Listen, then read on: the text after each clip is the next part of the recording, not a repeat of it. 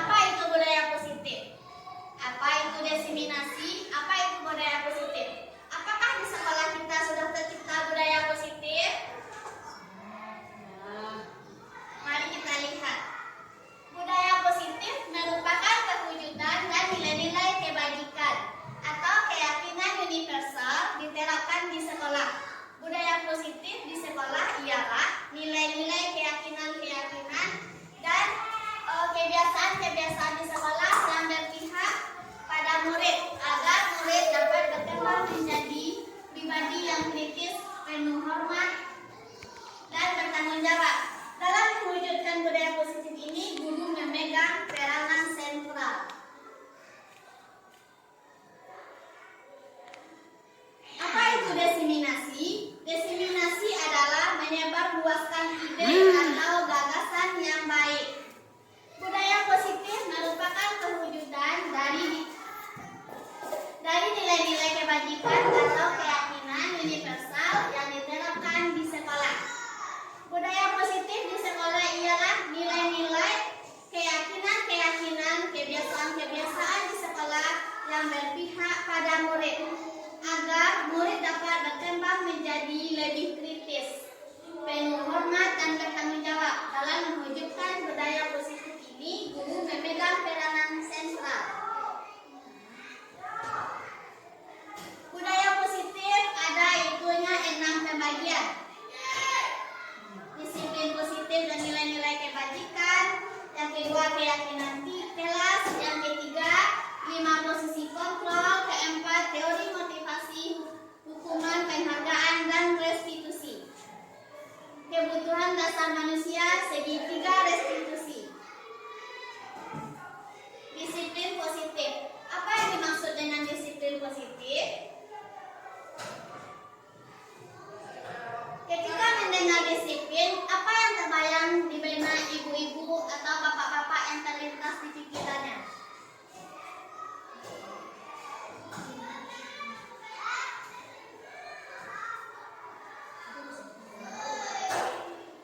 Berasal dari bahasa Latin, disiplin, yang artinya belajar. Kebanyakan orang akan menghubungkan kata disiplin dengan tata tertib, teratur, dan kepatuhan pada peraturan. Kata disiplin juga sering dihubungkan dengan hukuman, padahal itu sungguh berbeda. Karena belajar disiplin, tentang disiplin tidak harus dengan memberi hukuman. Justru itu adalah salah satu alternatif terakhir, dan kalau perlu tidak digunakan sama sekali. Murid yang memiliki disiplin positif akan memiliki motivasi internal yang tinggi dalam menguasai diri, melakukan tindakan yang sesuai dengan kebajikan universal. Mungkin di sini apakah ada ibu-ibu, bapak-bapak yang merasa anaknya dihukum di dalam kelas atau di luar? Ada. Nilai-nilai kebajikan universal. Apa itu nilai-nilai kebajikan universal? Nilai-nilai kebajikan universal adalah sifat positif manusia yang merupakan tujuan mulia yang ingin dicapai setiap individu. Nilai-nilai tersebut bersifat universal dan lintas bahasa, suku bangsa, agama, maupun latar belakang. Setiap perilaku atau perbuatan memiliki suatu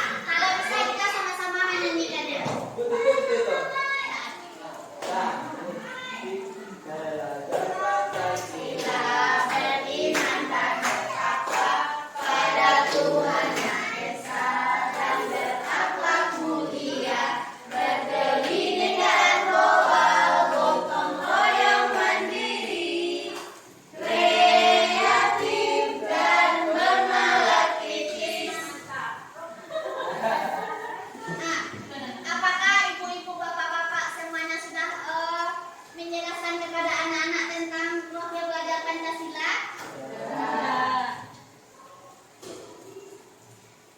Baiklah, tadi kita sudah menyanyikan tentang profil pelajar Pancasila. Sekarang kita akan screening bersama-sama. Semuanya dipersilakan untuk berdiri.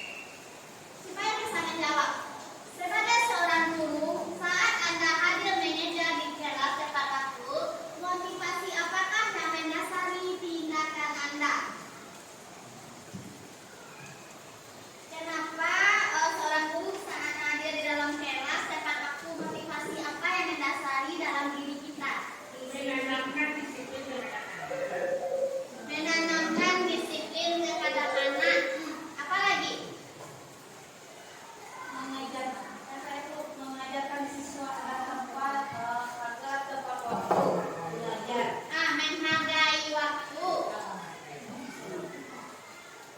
Saling menghargai kita sesama teman. Apalagi Pak Adi? Karena kita harus tepat waktu karena itu kewajiban kita. Tepat waktu itu kewajiban kita. Pernah saya mendengar entah di sekolah-sekolah lain mungkin ya hadir tepat waktu karena takut dengan kepala sekolah. Di sini apakah ada yang seperti itu? Tidak. Alhamdulillah di sekolah kita tidak ada yang hadir karena hadir tepat waktu takut dengan kepala sekolah.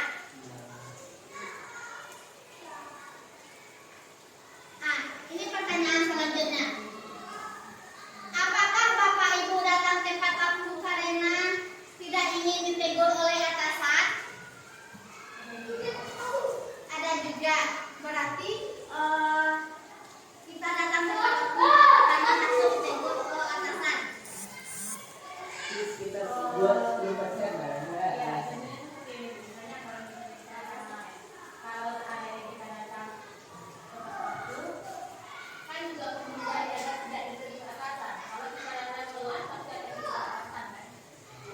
Mudah-mudahan di sekolah kita tidak ada yang sampai ditegur oleh atasan. Ada lagi? Saya lanjutkan.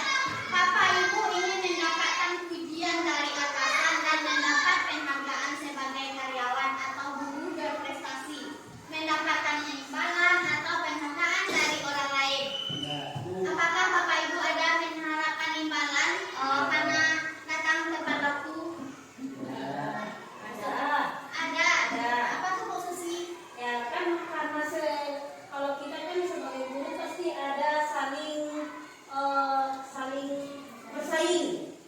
Nah kita pengen mencerminkan diri kita itu supaya terlihat lebih baik daripada rekan lain dan mendapat penghargaan. Karena itu kalau kita mendapat penghargaan atau hadiah itu adalah suatu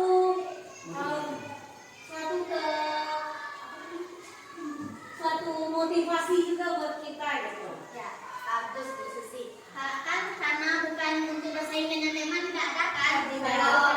Ya, bersaingnya secara positif. Bapak Ibu ingin menjadi orang yang menghargai waktu, menghargai diri sendiri sebagai teladan bagi murid-murid. Karena Bapak Ibu percaya tindakan Bapak Ibu sebagai guru akan dicontoh oleh murid-murid. Ini benar apa tidak? Benar.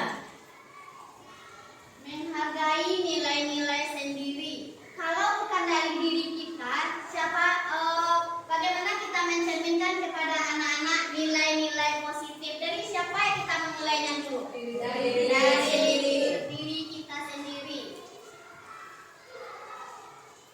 Baiklah, menurut Gianni Bosen, teori motivasi perilaku manusia. Yang pertama, untuk menghindari ketidaknyamanan atau hukuman. Apa yang akan terjadi apabila saya tidak melakukannya?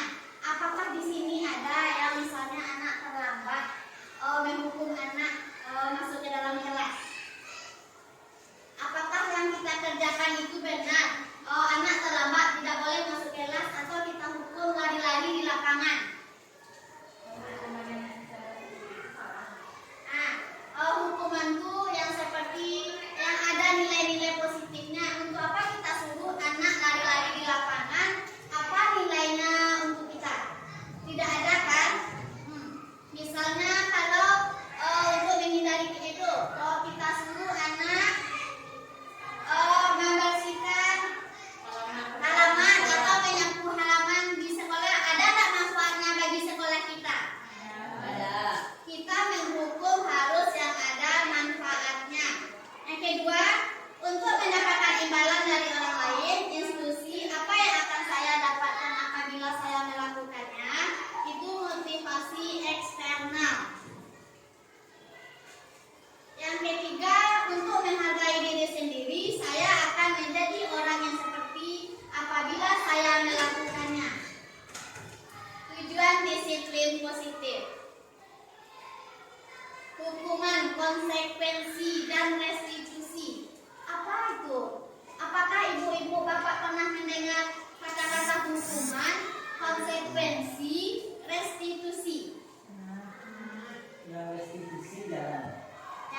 institusi darat. Ini adalah hukuman konsekuensi sudah sering. Apa bedanya hukuman dengan konsekuensi? Hukuman diberikan itu berdasarkan alasan seketika, sedangkan konsekuensi itu sesuai dengan pekerjaan yang dilakukannya. Baiklah, hukuman dapat mendisiplinkan anak. Setuju apa tidak? Kurang setuju. Hukuman dapat mendisiplinkan anak. Setuju apa tidak? Setuju. Kenapa setuju, Bu Indri? Karena kalau untuk kali dua kali mungkin bisa tiga kali, berarti tidak memiliki.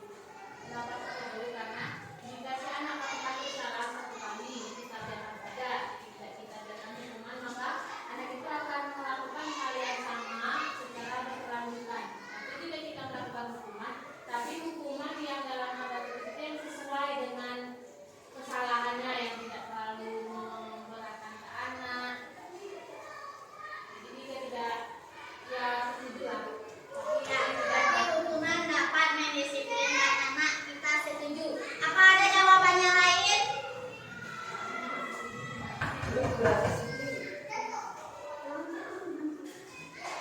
Pemberian hukuman dengan hal positif seperti membaca atau membersihkan halaman sekolah dapat meningkatkan disiplin anak. Setuju apa tidak? Kalau itu saya setuju. Kenapa Pak Haji setuju? Karena yang kita tahu hukuman itu Bisa sebenarnya coba berdiri Pak Haji. ya, pertama saya kurang setuju terhadap hukuman dapat mendisiplinkan anak. Yang kita lihat sekarang ini kan sering hukuman itu berbentuk fisik. Berarti di situ saya kurang setujunya. Tapi kalau hukuman seperti disuruh anak membaca, membersihkan halaman, atau menghafal pertanian, itu saya sangat setuju. Ya, berarti ada manfaatnya untuk anak. Ya. Terima kasih Pak Haji. Memberi penghargaan dapat meningkatkan motivasi belajar anak. Setuju apa tidak? Nah, Setuju. Siapa yang pernah memberikan penghargaan di dalam kelas atau di luar kelas kepada anak? Bu Emi pernah apa? Oh, Bu Emi pernah. Apa contohnya Bu Emi pernah memberikan penghargaan kepada anak atau Bu Ulfa? Dikasih pujian, bagus.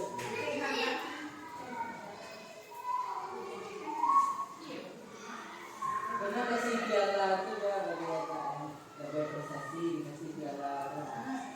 Berprestasi dikasih piala, atau dikasih pujian. Kan nggak harus berupa barang.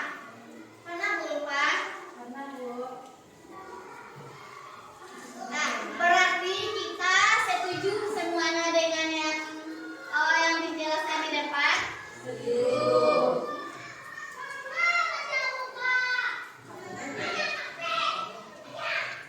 Baiklah, hukuman bersifat tidak terencana atau tiba-tiba.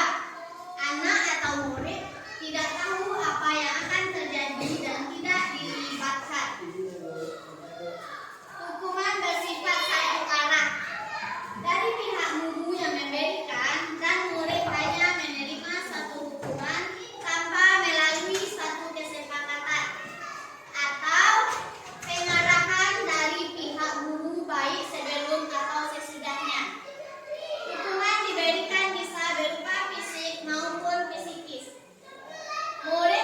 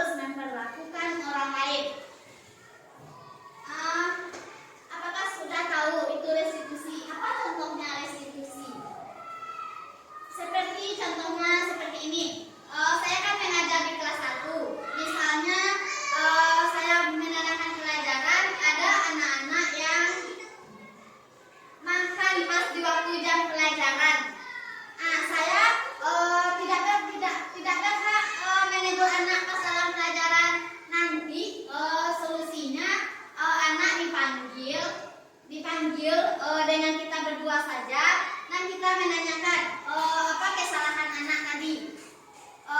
Setelah itu anak menjelaskan dia tadi makan di dalam kelas. Makan di dalam kelas, kita tanyakan kepada anak itu, apakah di kesepakatan kelas kita boleh makan di dalam kelas? Tidak. Jadi kita membaca, anak itu sudah tahu dengan kesalahannya. Kita tanyakan, makan di dalam kelas kan tidak boleh. Jadi anak-anak ibu melanggar kesepakatan kelas. Jadi besok jangan diulangi lagi ya nak. Jadi anak-anak itu dia tidak malu di depan teman-temannya. Dan anak-anak sudah tahu juga dia melanggar kesepakatan kelas. Dan anak-anak itu juga bisa berkumpul lagi bersama dengan kelompok kelasnya. Apakah ibu-ibu pernah melakukan restitusi kepada anak-anak? Memang anak membuat kesalahan dan memanggil anak berdua saja dengan tidak di depan teman-temannya. Hati anak itu kalau kita panggil dengan kata-kata kita yang positif-positif, pasti anak-anak itu tidak akan dendam sama kita. Saya juga pernah melaksanakannya. Hati anak itu tidak sakit kepada saya. Pak Adi, apakah pernah melakukan seperti itu?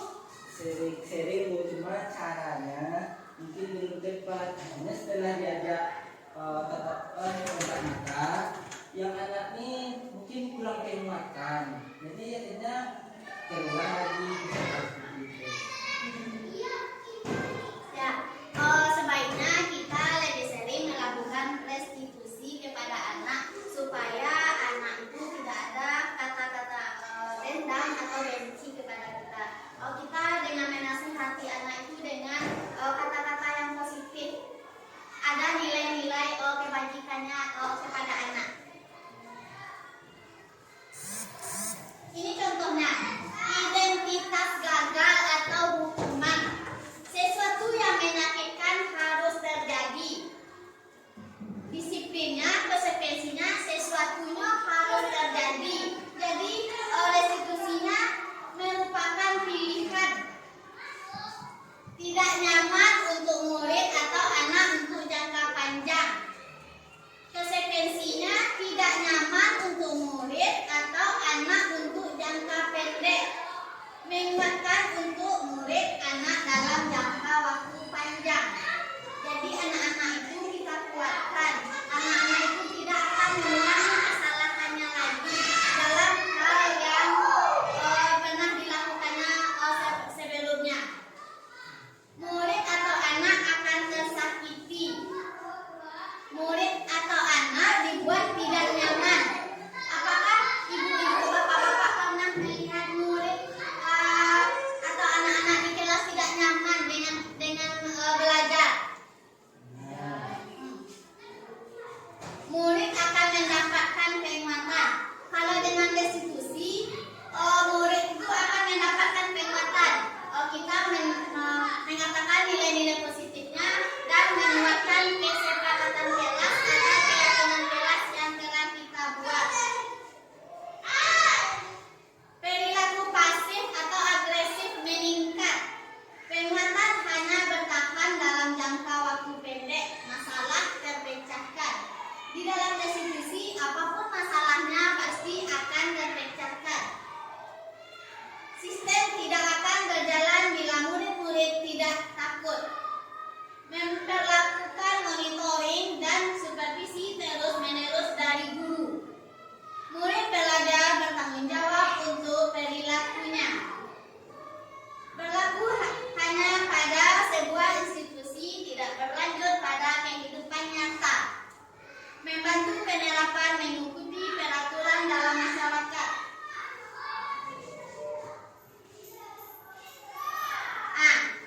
Ini hukuman atau konsekuensi.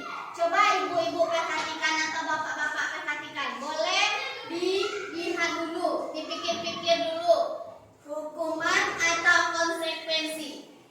Mencatat 100 kali di dalam buku kalimat, saya tidak akan terlambat lagi, saya tidak akan terlambat.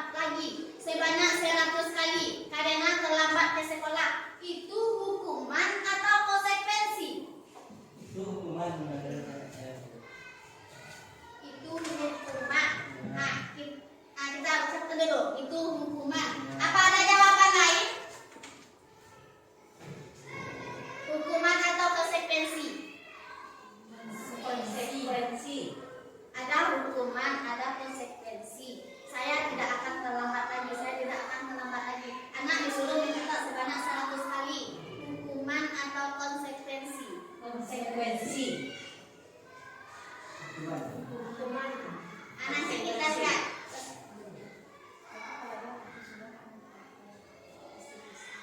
Lari mengelilingi lapangan basket 2 kali karena terlambat hadir di sekolah. Hukuman atau konsekuensi? Semuanya setuju dengan hukuman? Berarti yang pertama tadi hukuman atau konsekuensi? Konsekuensi. Konsekuensi. Tuh. Itu kalau konsekuensi itu lahirnya dari diri sendiri. Ya. Ya. Kalau hukuman lahirnya dari luar. Nah, jadi kalau saya tidak akan terlambat lagi, berarti saya yang berjanji, ya kan? Ya, saya kan anak-anak tuh 100 kali tuh Iya, saya akan betul. ya saya tidak akan saya tidak akan. Tapi kalau berlari di lapangan apa manfaatnya bagi si anak berlari di lapangan sebanyak 2 kali? Tidak ada. Tidak ada apanya manfaatnya. Murid diminta untuk push up 15 kali karena tidak menggunakan masker ke sekolah. Itu hukuman. Hukuman atau konsekuensi? Hukuman. Nah, setuju? Setuju. Membersihkan tumpahan air di meja tulis karena tersenggol pada saat belajar.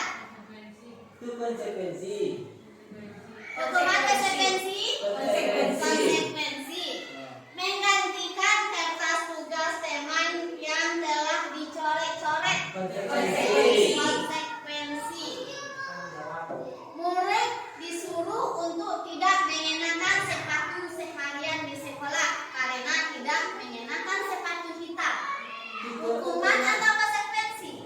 Konsekuensi. Karena sudah ada aturan namanya. Lari mengelilingi lapangan basket 2 kali karena terlambat 10 menit untuk pelajaran PJOK. Konsekuensi karena dia sedang pelajaran PJOK. Coba kita lihat hukuman atau konsekuensi ya. Mencatat 100 kali di dalam buku kalimat. Saya tidak akan terlambat lagi. Saya tidak akan terlambat lagi karena terlambat di sekolah itu namanya Hukuman.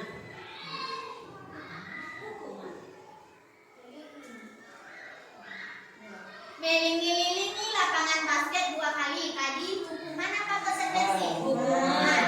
Hukuman. Ini jawabannya. Diminta untuk push up tidak menggunakan masker. Itu hukuman. Hukuman. Menggantikan kertas tugas teman yang telah dicoret karena si anak tadi telah Melakukan kesalahan. melakukan kesalahan dengan mencoret-coret buku. Membersihkan tumpahan air di meja. Ya, konsekuensi. Konsekuensi. Murid disuruh untuk mengenakan sepatu seharian di sekolah karena tidak menggunakan, itu namanya hukuman. Mengelilingi lapangan basket 2 kali karena terlambat 10 menit di pelajaran PJOK. Konsekuensi berarti yang hukuman itu hukuman. Sebab apa tuh ya, yang satu itu betul hukuman. Sebab hubungan mencatat dengan terlambat ada hubungannya, ya kan? Kalau ada hubungan itu berarti ada sebab akibatnya, berarti kan? Kalau memang ada sebab akibatnya berhubungan dengan contoh menggantikan kertas tugas teman yang telah dicoret, kan berarti kertas telah dicoret terus harus diganti. Nah, itu namanya konsekuensi. Terima kasih, Bu. Baiklah, dihukum oleh penghargaan menurut Alfie Kohn. Penghargaan tidak efektif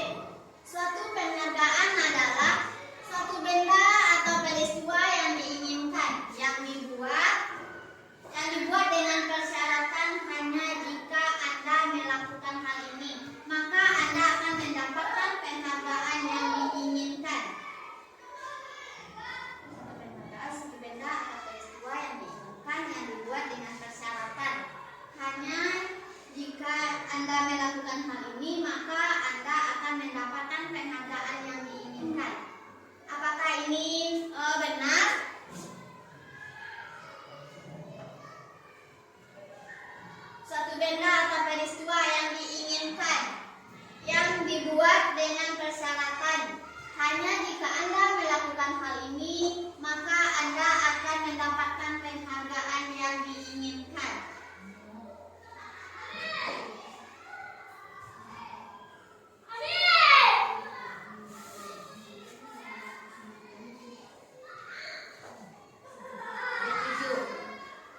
Jika saya mengharapkan suatu penghargaan dan tidak mendapatkannya, maka saya akan kecewa dan berkecil hati. Serta kemungkinan lain kali saya tidak akan berusaha sekeras sebelumnya. Salah. Itu Salah. apakah ibu-ibu bapak-bapak pernah merasakan yang seperti itu? Ya, pernah. Tapi tidak ada yang mati itu ibaratnya kita putus asa. Kemungkinan saya tidak akan berusaha sekeras sebelumnya. Berarti kita tidak berusaha lagi.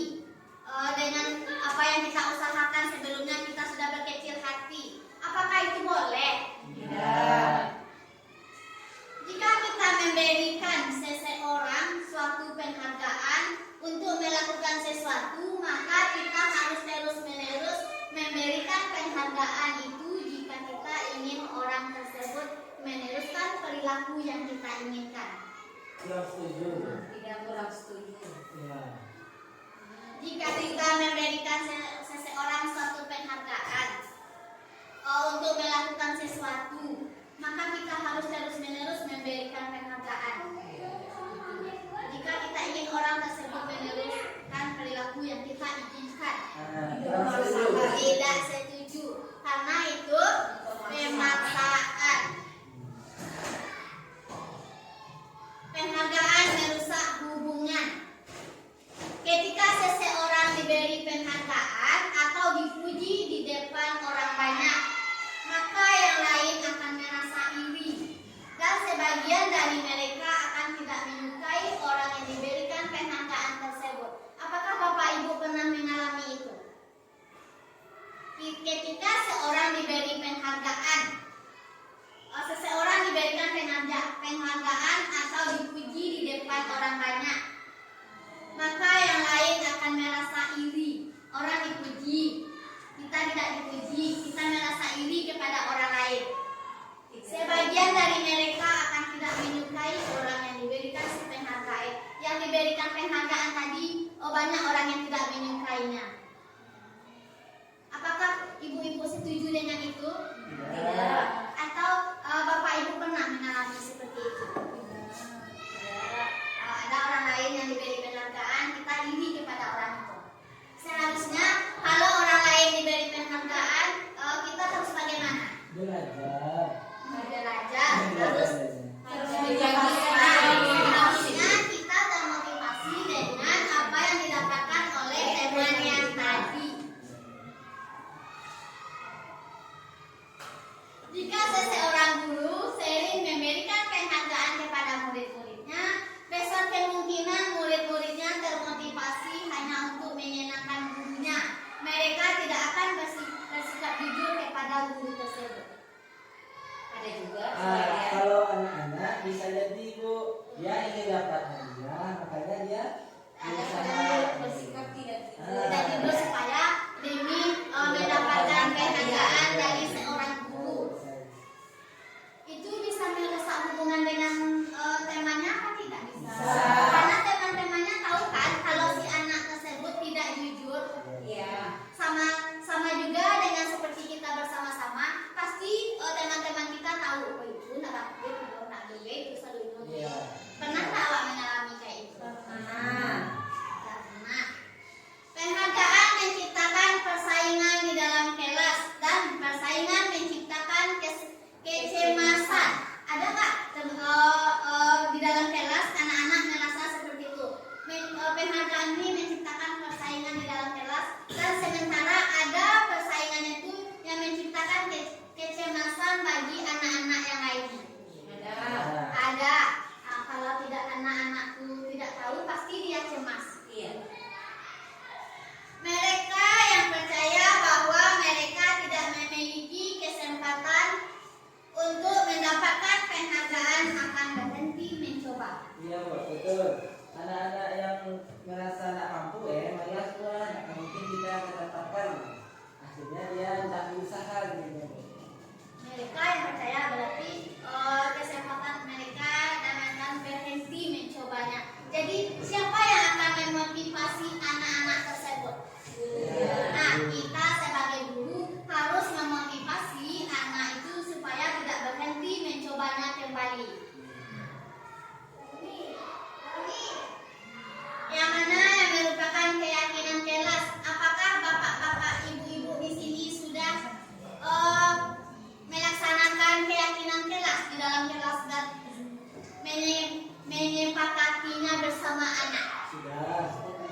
membuat kesepakatan Sudah membuat kesepakatan kelas. sudah disepakati dan sedang terlaksana. Apakah ditandatangani oleh semua anak? Seharusnya supaya kita memberikan konsekuensi atau hukuman kepada anak, kita harus bersama-sama yang telah membuat kesepakatan kelas ini kan kita bersama dengan anak dan anak-anak harus menandatanganinya supaya lebih kuat kita untuk kita memberikan konsekuensi kepada anak. Jadi kan kalau kita misalnya berdoa sebelum dan sesudah kegiatan ternyata ada anak itu yang tidak berdoa, kita betul menasihati anak dan anak tersebut tidak menerima dengan nasihat kita dan ada anak yang juga pengaduannya kepada orang tua dan orang tua besok bisa datang ke sekolah. Jadi dengan adanya tanda tangan tersebut kita lebih kuat memberikan konsekuensi atau hukuman kepada anak. Siapa yang sudah membuat kesepakatan kelas atau keyakinan yang sudah ada tanda tangannya di kelas?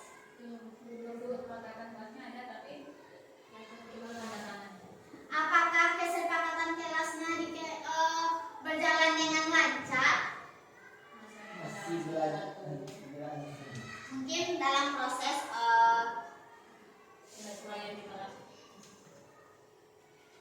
seperti apa contoh-contoh kesepakatan kelas yang dibuat di dalam kelas? Apa contohnya? Apa contohnya Bu Indri?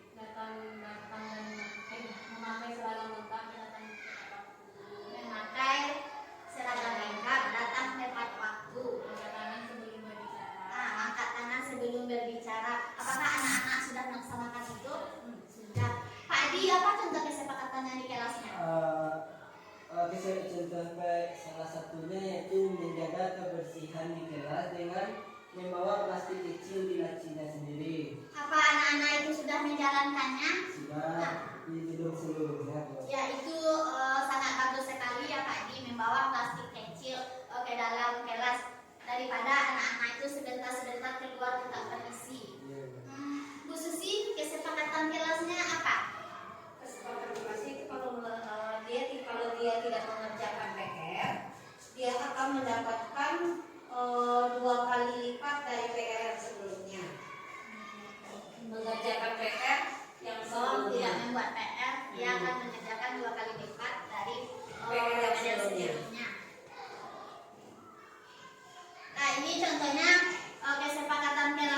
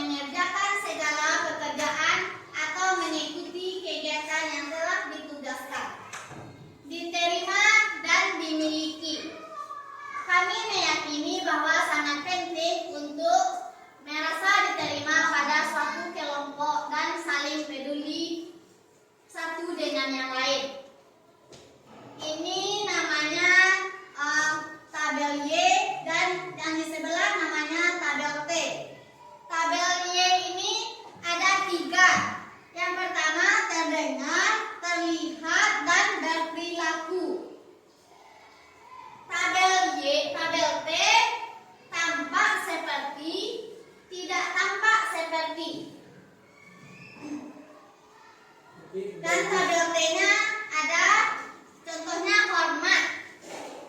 Tampak seperti, tidak tampak seperti. Bagus yang ini penilaiannya ya Bu ya.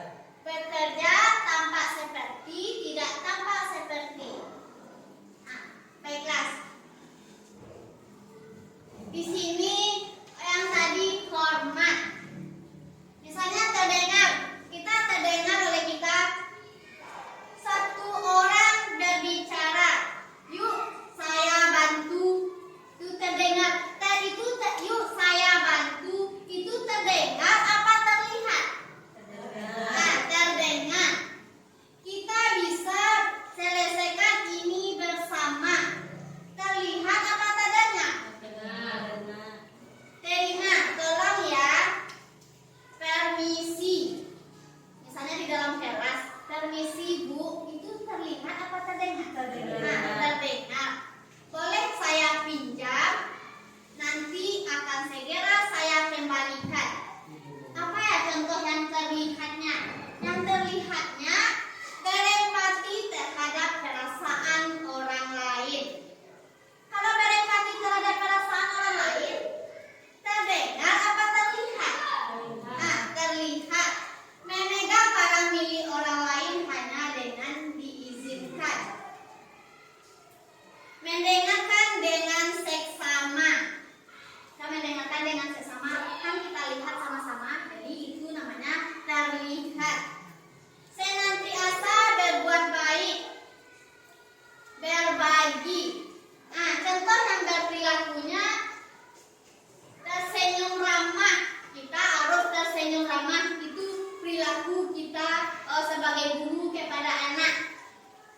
Memberikan salam hormat, berjabat tangan, meletakkan tangan di dada atau bersalin. Apakah kita di sekolah kita sudah melaksanakannya? Di sekolah kita pasti kita sudah melaksanakan yang berjabat tangan, tangan di dada, atau bersalin dengan anak atau sesama kita. Memberikan ruangan bekerja.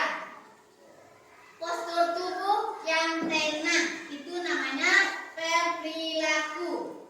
Apa tadi yang tabel T-nya? Tabel T-nya tadi tampak seperti atau tidak tampak seperti. Datang tepat waktu, itu tampak apa tidak? Sering hadir terlambat, berarti tidak tampak seperti. Kita menginginkannya datang tepat waktu kan? Jadi yang tidak tampak sepertinya itu tidak nampak jawab perilaku anak tadi dong. Sering hadir terlambat, menyapa teman dan guru setiap hari, itu yang tampak. Tak acuh kepada teman atau guru, tidak tampak seperti. Mengembalikan barang teman yang telah dipinjam dan mengucapkan terima kasih, itu yang kita inginkan. Tidak mengembalikan barang yang telah dipinjam dan meletakkan sembarangan. Bekerja tampak seperti dan tidak tampak seperti. Tekun bekerja dan menyimak guru. Menyerahkan tugas tepat waktu, tidak tampak sepertinya, tidak mendengarkan guru dan acuh tak acuh. Tugas tidak diberikan. Kita kebanyakan di sekolah kita yang tampak seperti atau tidak tampak seperti? Tampak seperti. Alhamdulillah di sekolah kita sudah banyak yang tampak seperti. Ini lagi.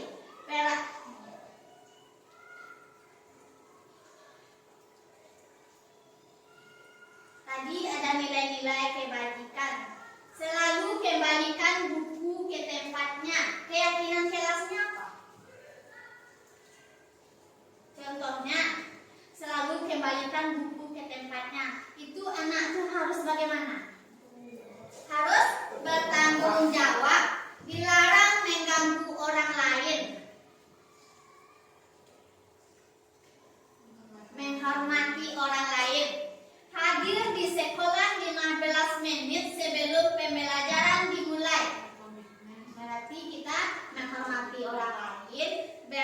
komitmen.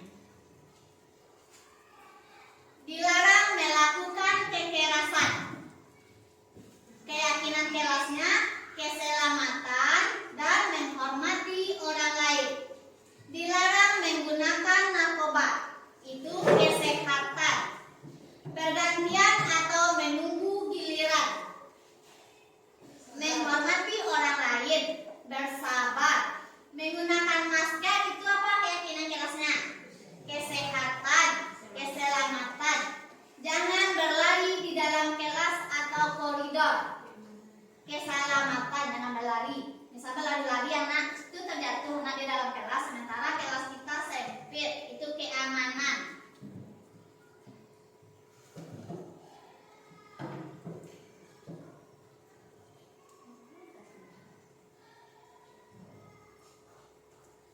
Lima posisi kontrol. Penghukum, pembuat bersalah, teman, pemantau, manajer. Menghadik, menunjuk-nunjuk, menyakiti, menyindir, itu namanya kita itu sebagai penghukum. Apakah ada yang menghadik, menunjuk-nunjuk, menyakiti, menyindir? Itu penghukum. Kalau kamu tidak melakukan, awas ya, rasakan ini. Itu namanya juga penghukum. Ini contohnya. Membentak, menyalahkan orang lain atau berbohong. Itu penghukum. Murid meletakkan guru di luar dunia berkualitas. Biarkan saja, nanti juga marah-marah lagi. Itu penghukum, mengulangi kesalahan. Yang berbuat salah, pasti kita pernah merasakan anak apa yang kita berbuat salah. Anak-anak itu merasa dia itu berbuat salah, rasa bersalahnya. Berceramah dan mengatakan seharusnya ibu kecewa. Anak itu merasa bersalah apa ya? Dia itu merasa bersalah. Kamu seharusnya kamu sudah tahu, ibu lelah sekali, mengatakan ibu stres. Jadi kita harus mengatakan yang seperti itu kepada anak. Menyembunyikan, menyangkal atau berbohong. Anak itu akan merasa dia itu bersalah. Murid meletakkan guru di dalam dunia berkualitas. Maafkan saya. Kalau kita mengatakan maafkan saya, anak-anak itu merasa dia itu bersalah apa tidak? Merasa rendah diri.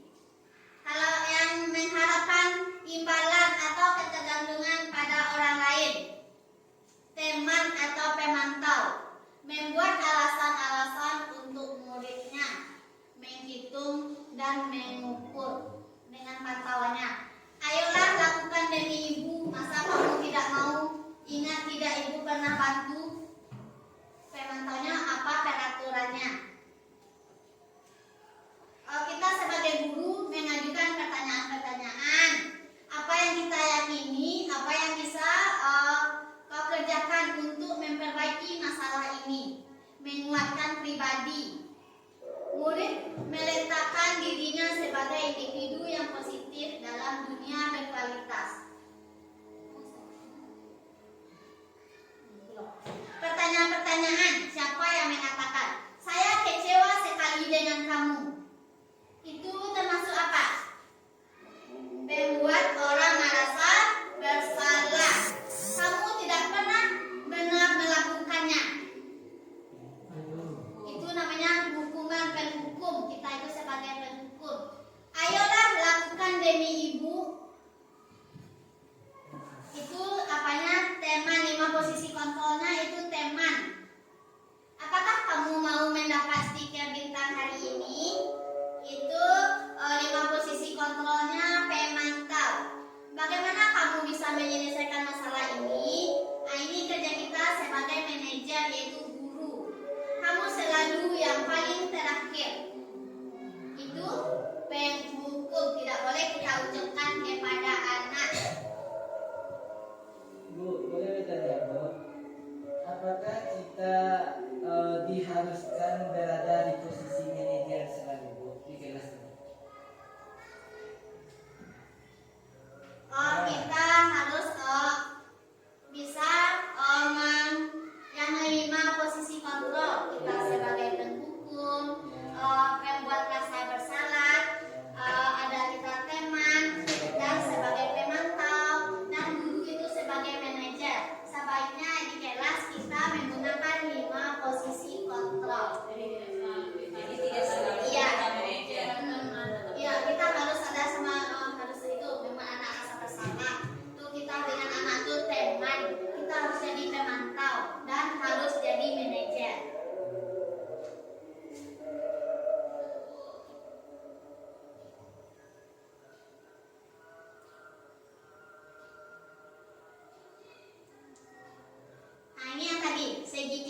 restitusi.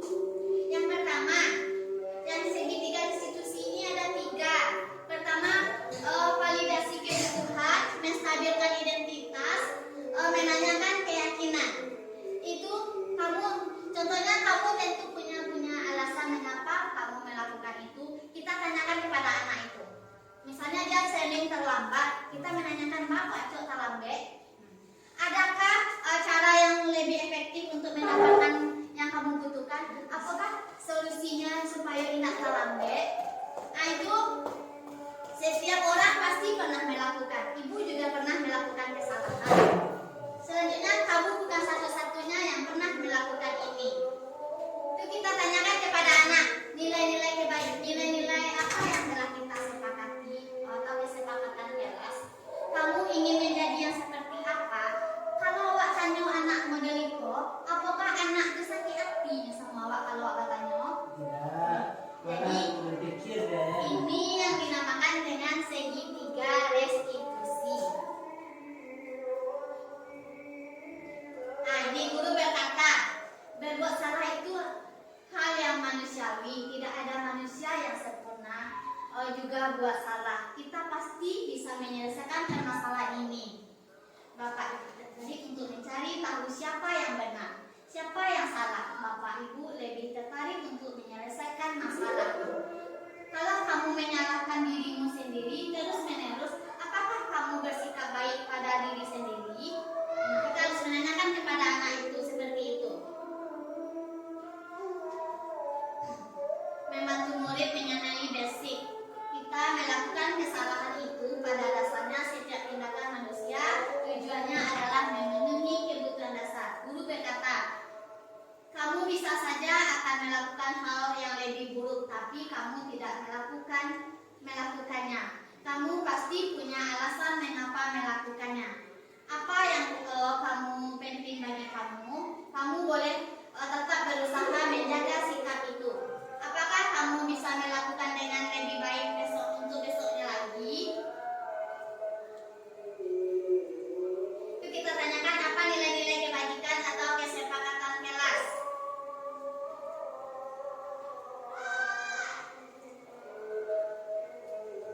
Ini yang Pak Adi tanyakan tadi, 5 posisi kontrol disiplin positif.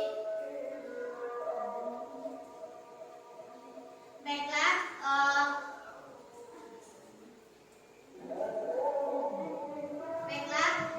ibu-ibu, bapak-bapak, terima kasih. Itulah yang dapat saya sampaikan. Terima kasih sudah berkesempatan hadir pada waktu hari ini. Baiklah, wabillahi taufiq wal hidayah. Assalamualaikum warahmatullahi wabarakatuh.